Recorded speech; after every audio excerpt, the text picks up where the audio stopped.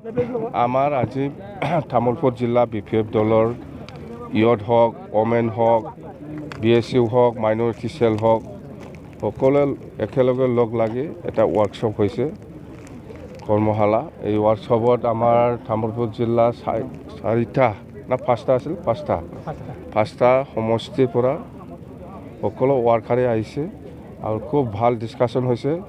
আপোনালোকেও শুনিছে যে আজি যিটো চৰকাৰ প্ৰমোদ বড়োৰ UPPৰ যিটো চৰকাৰ সেইটো একদম BTCটো শেষ কৰি পেলালে আৰু প্ৰমোদ বড়োই আজি যিখিনি কাম কৰি আছে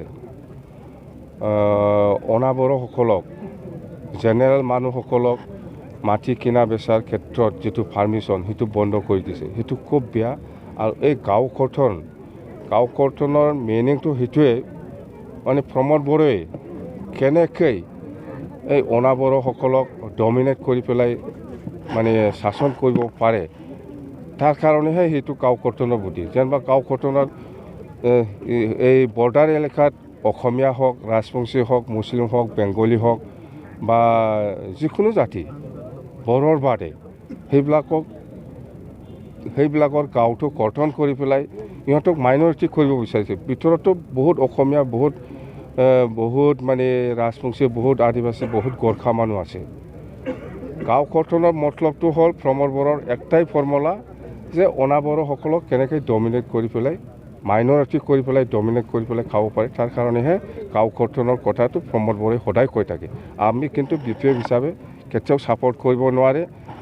ইভেকশ্যন আমি ছাপৰ্ট কৰিব নোৱাৰে। ইভেকশ্যনটো কিয় ছাপৰ্ট কৰিব নোৱাৰে?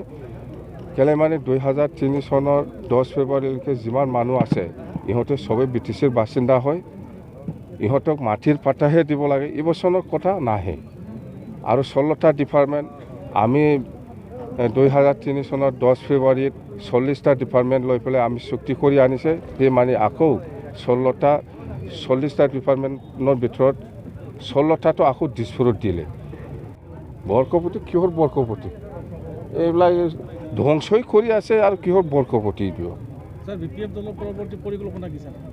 BBF দলৰ পৰৱৰ্তী পৰিকল্পনা মানে আমি 2024ত MP ইলেকশ্যন আহি আছে। ইয়াত BBF দলৰ পৰা এজন MP যাব, বাছ সেইটোৱে। সেইটো আমি কেনেকৈ জিকাব লাগে ইয়াৰ কাৰণে আমাৰ পলিচিবিলাক চলি আছে।